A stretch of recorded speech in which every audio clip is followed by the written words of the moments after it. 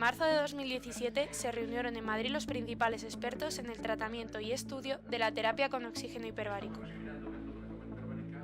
Por primera vez, los clínicos revelaron a la comunidad científica los resultados positivos de este tratamiento en enfermedades como el dolor neuropático y crónico, la fibromialgia y en lesiones radioinducidas. Pues en estos 10 últimos años lo que ha ocurrido es que el número de indicaciones, las indicaciones clásicas de la oxigenoterapia hiperbárica se han ampliado enormemente y se han ampliado en dirección a patologías muy interesantes porque son patologías emergentes y patologías que estamos viendo mucho más a menudo de lo que hacíamos antes, como los problemas de dolor neuropático o como los problemas de enfermedades autoinmunes.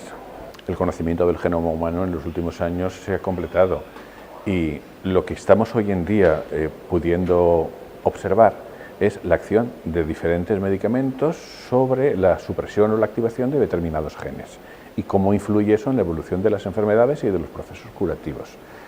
Entonces, la oxigenoterapia hiperbárica no es ajena a ese tema. Entonces, hoy en día estamos pudiendo observar, ya no utilizamos modelos animales de experimentación, o los utilizamos muy raramente. Hoy en día estamos trabajando sobre cultivos de células humanas sobre las que observamos cómo la oxigenoterapia hiperbárica influye a nivel de activación o supresión de determinados genes. La falta de un conocimiento exacto de los mecanismos fisiológicos y fisiopatológicos de la oxigenoterapia hiperbárica hacía que las sociedades internacionales que rigen esta especialidad médica fueran muy restrictivas a la hora de favorecer la implantación de nuevas indicaciones. Sin embargo, últimamente y desde que estamos pudiendo estudiar el efecto del oxígeno hiperbárico a nivel genético, estas indicaciones se están abriendo muchísimo. El oxígeno hiperbárico actúa a 3 niveles para combatir el dolor neuropático y esos 3 niveles son el efecto simpaticolítico, que actúa sobre los impulsos dolorosos que transmiten las fibras C, la generación de opioides endógenos por la vía del óxido nítrico y actúa también bloqueando los canales de sodio y de calcio. Pues la suma de esos 3 factores hace que el efecto analgésico de la oxigenoterapia hiperbárica sea muy interesante, sobre todo teniendo en cuenta que carece de efectos secundarios. Lo que ocurre es que muchos pacientes tienen un componente de dolor, aunque no sea dolor neuropático, tienen un componente de dolor crónico. O sea, el paciente que viene, yo soy traumatólogo, o sea, el paciente que llama a la puerta de la consulta de un traumatólogo llama porque le duele algo. Entonces, muchos pacientes que nosotros tratamos por problemas de necrosis de cadera, necrosis de estragalón, necrosis de cabeza humeral, son pacientes que perciben dolor y como perciben dolor van al médico y el médico les diagnostica que tienen un problema óseo. Entonces, nosotros tratamos al paciente con el propósito de que ese problema óseo se resuelva. Y eso tiene una traducción muy rápida en la que el paciente te dice, estoy mucho mejor. ¿El futuro de la medicina hiperbárica? El futuro de la medicina hiperbárica.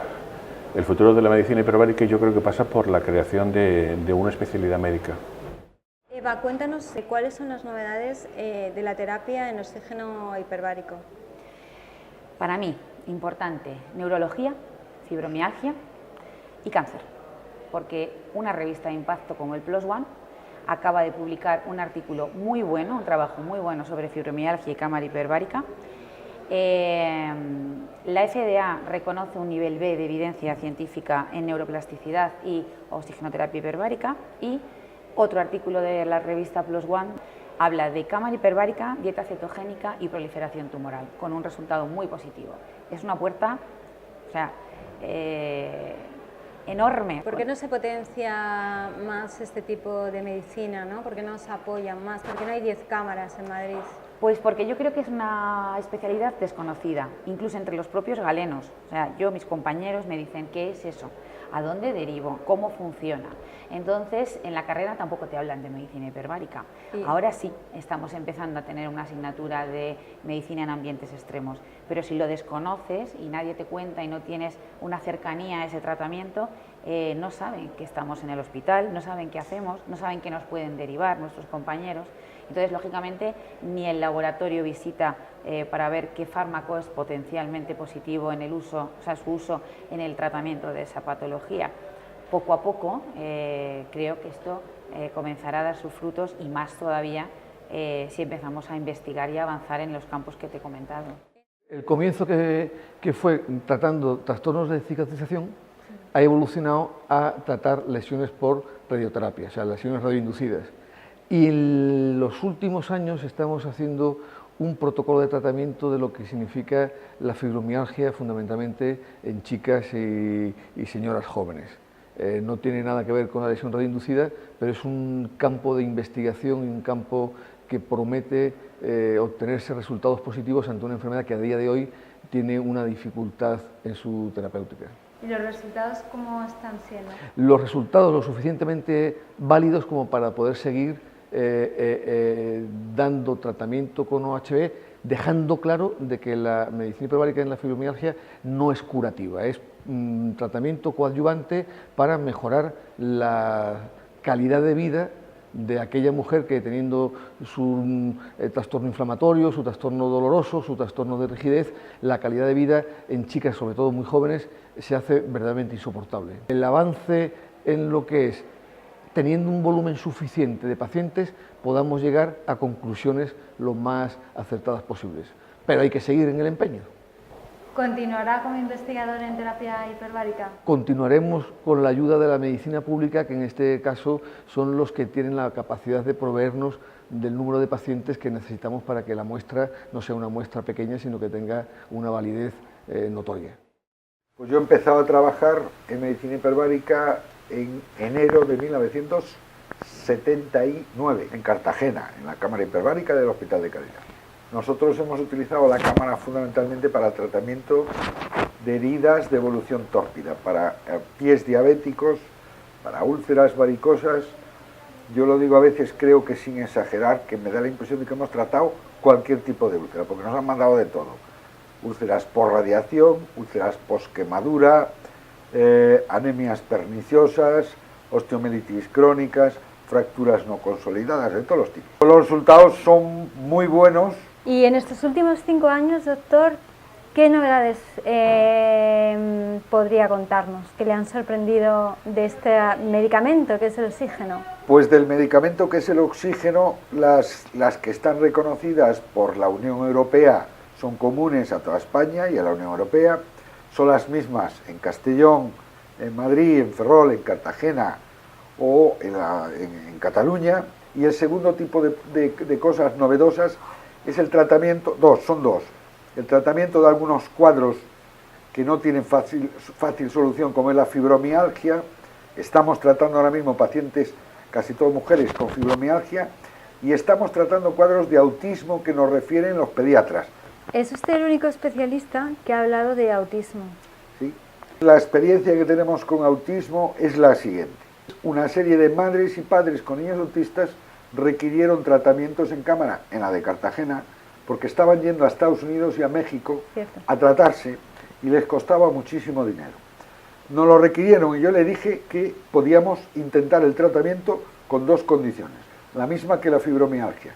Primero, que fuesen los pediatras, los neuropediatras o los neurólogos infantiles quienes les evaluasen antes de venir a la cámara, que hacíamos un protocolo pactado con los médicos y con los pacientes y que luego les metíamos en la cámara y luego fueran ellos mismos los que hiciesen la evaluación post-tratamiento. Hemos tratado pues unos 100 niños aproximadamente y los resultados, según los padres y según algunos médicos y según algunos médicos pediatras, son muy buenos, pero no tenemos datos objetivos para decir si sí o si no. La Undersea Hyperbaric Medical Society, que es la Sociedad Americana de Medicina Hiperbárica, no acepta el tratamiento de cuadros del espectro autista en cámara hiperbárica. Porque usted no gana un duro con todo esto. Para nada. ¿Cree que en Madrid hay suficientes cámaras hiperbáricas en hospitales públicos donde pueda acceder todo el mundo? Teniendo en cuenta la población asistencial de Madrid y área de influencia, una sola cámara multiplaza hospitalaria pública me parece muy insuficiente, o sea, muy insuficiente. Entiendo que para el área de Madrid al menos debería de haber al menos 2 hospitales públicos con cámara multiplaza. Es importante lo de cámara multiplaza porque ahora está habiendo una profusión de cámaras monoplaza. La cámara multiplaza optimiza los recursos y optimiza las posibilidades, y yo entiendo que en Madrid haría falta al menos en 2 hospitales en donde el área de influencia estuviera suficientemente equidistante para cubrir las necesidades actuales. Claro, mañana pueden ir unos bomberos porque haya un incendio a las 4 de la mañana hay absolutamente complicaciones. Explíquenos qué es el dolor y por qué es tan importante estudiarlo. ¿Es un signo, un síntoma?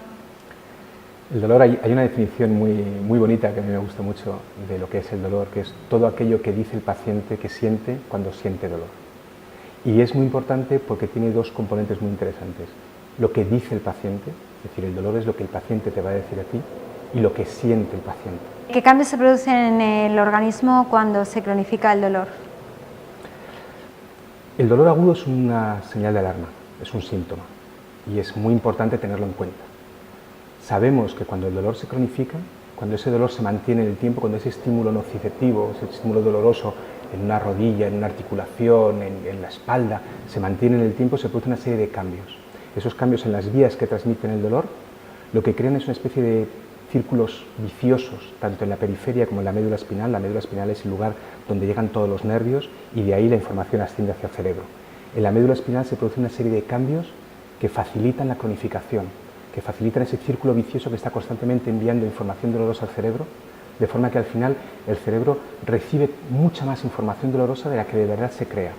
Una vez que se ha cronificado el dolor, una vez que esos círculos viciosos, digamos, redundantes, se establecen tanto en la periferia como en la médula espinal, es mucho más difícil de tratar el dolor. Como farmacólogo te diré que los fármacos son una parte del tratamiento. Tratar el dolor solo con fármacos es un error. No se debe tratar nunca solo con fármacos. Siempre es importante tener en cuenta al paciente en su conjunto, tanto desde un punto de vista farmacológico, como psicológico, como social, ocupacional, etc. Entonces, la farmacología es una de las herramientas, pero no la única que hay que utilizar en el dolor. No se trata todos los dolores iguales, no se trata el dolor igual por el hecho que sea mucho dolor. Habrás oído hablar de los opioides, los mórficos. Mucho dolor con mórficos, pues no. Algunas veces los mórficos pueden ser útiles y otras veces ese mucho dolor hay que tratarlo con otros fármacos, porque el mecanismo que está produciendo ese dolor va a ser más sensible a este fármaco determinado y no al opioide. Entonces los opioides, los antiinflamatorios no esteroideos, los fármacos parecidos a la aspirina, los anestésicos locales, los corticoides, son todo herramientas farmacológicas que podemos utilizar sabiendo muy bien que no hay 2 dolores iguales y que lo primero es caracterizar muy bien ese dolor, saber cuál es el mecanismo por el que se produce ese dolor, y entonces sí que vamos a poder utilizar el fármaco más adecuado. ¿Cuáles son sus opiniones respecto al tratamiento de la terapia hiperbárica en animales? Desde el punto de vista de la investigación preclínica, es decir, la investigación con animales de laboratorio para estudiar los efectos de esta terapia, se ha comprobado que se producen cambios muy interesantes en muchos de estos procesos que estoy comentando que se producen durante la cronificación del dolor. Tenemos distintos modelos animales que intentan imitar el dolor que sufren los pacientes, distintos dolores inflamatorios, dolores neuropáticos, distintos modelos animales que, como digo, reflejan bastante bien cuáles son los cambios que se producen en la fisiología humana, ¿no? Bueno, pues utilizando terapia hiperbárica, utilizando en los animales de laboratorio las mismas estrategias que se utilizan en los pacientes, sabemos que se producen cambios que los humanos no podemos ver, porque lógicamente no podemos analizar el tejido de un humano como podemos analizar el tejido de un animal, ¿no?